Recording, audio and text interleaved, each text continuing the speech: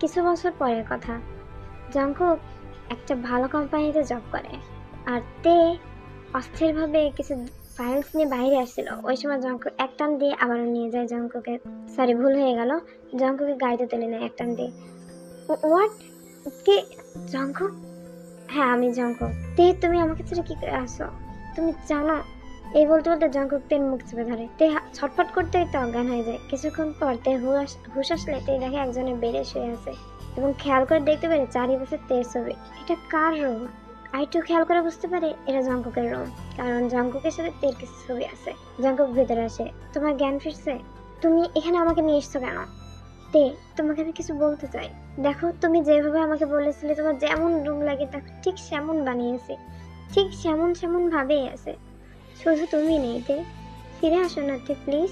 তে এবার হাসে আর বলে, বাবা মাকে তো বলতে দাও। মানে?